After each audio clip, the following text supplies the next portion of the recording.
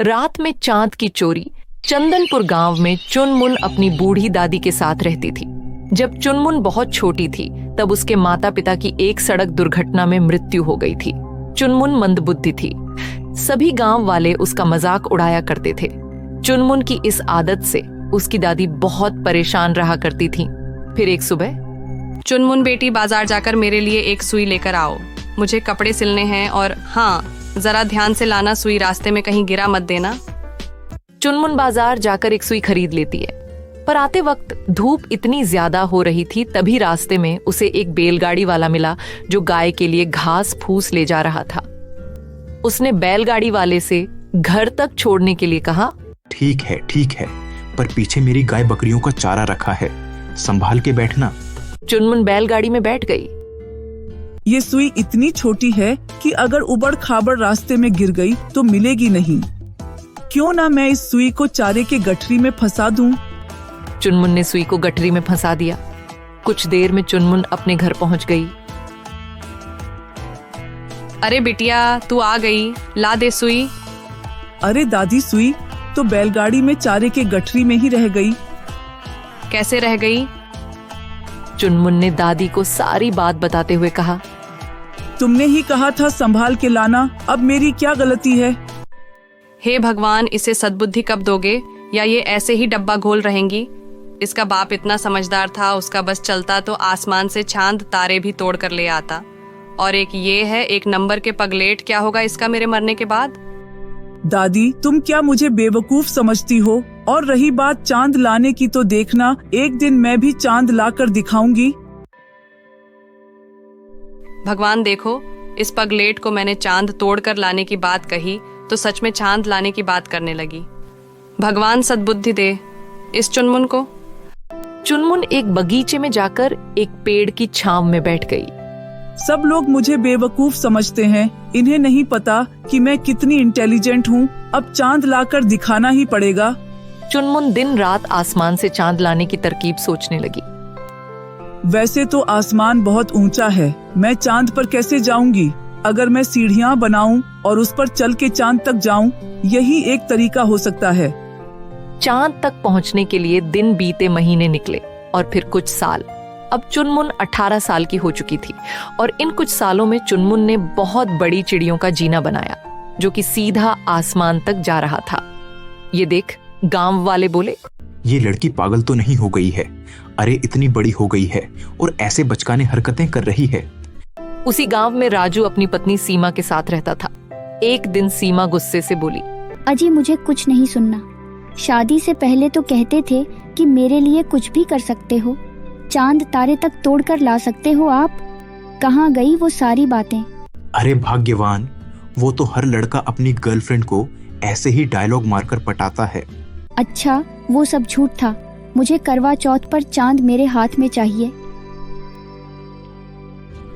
अरे यार, मुझे क्या पता था ये बेवकूफ प्यार मोहब्बत की बातें को सच मान बैठ जाएगी। अब मैं इसके लिए चांद कहाँ से लाऊं?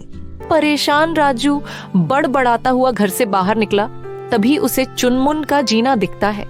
उसके दिमाग में एक तरकीब आया और वह चुनमुन के घर के बाहर ही छुप गया। रात होते ही चुनमुन के सो जाने के बाद वह जीने पर चढ़ने लगा। सैकड़ों चिड़ियां चढ़ने के बाद राजू आसमान तक पहुंच गया। बाप रे बाप, कितनी गहराई है नीचे, अरे बाप रे। और कुछ ही देर में सीढ़ियां चढ़ते हुए राजू चांद तक पहुंच गया। आखिरकार मैं चांद तक आ ही गया। राजू चांद को आसमान से लेकर जमीन पर आ गया और चुपचाप अपने घर के कोठरी में छुपाकर रख दिया। अगले रात को जब चांद नहीं निकला तो सब लोग हैरान परेशान हो गए। अरे आज चांद क्यों नहीं निकला? आज कैसी वीरान रात लग रही है बिना चांद के। भाई, आज बादल भी तो कितने छाए हैं आसमान में। शायद बादलों में छुप गया होगा। चांद ऐसे ही कुछ दिन निकल गए। फिर करवा चौथ का दिन आया। सारे औरतें तैयार होकर चांद के निकलने का इंतजार कर रही थी। अरे ये चांद कब निकलेगा? कितनी भूख लग रही है बहनों। मुझे तो लगता है रोज की तरह चांद आज भी नहीं निकलेगा। इधर सीमा ने घर में तांडव मचा रखा था। कहाँ है चांद? मैं आज भूखी रह जाऊंगी, पर जब तक चांद मेरे हाथ में नहीं आएगा मैं कुछ नहीं खाऊंगी। अरे भाग्यवान, धीरे बोलो, धीरे। मेरे पास तुम्हारे लिए एक तोहफा है, जरा आंख बंद करो। राजू सीमा को आंख बंद करवाकर कोठरी में ले गया। अब खोलो अपनी आंखें। जैसे ही सीमा ने अपनी आंखें खोली तो चांद को अपने सामने देख खुशी से नाचने लगी। अरे वाह, आप तो सच में चांद के चौरी कर लाए मेरे लिए। आप मुझे इतना प्यार करते हैं आप। पर तुम ये बात किसी को बताना नहीं, वरना गांव वाले मुझे चिता पर लेटा देंगे, समझी? और तू विधवा हो जाएगी। यहाँ सीमा साक्षात चांद की पूजा कर व्रत खोलती है और वहाँ सारे गांव के औरतें अभी भी चांद के झलक पाने का इंतजार कर रही थी। अब गांव वाले परेशान होने लगे। वैसे सोचने वाली बात है, कुछ दिनों से चांद क्यों नहीं निकल रहा? बादल इतने दिनों तक छाए नहीं रहते। अब तो करवा चौथ के साथ साथ पूर्णिमा भी है। चांद का निकलना तो स्वाभाविक है। गांव वालों, मुझे लगता है किसी ने चांद की चोरी की है। चांद की चोरी?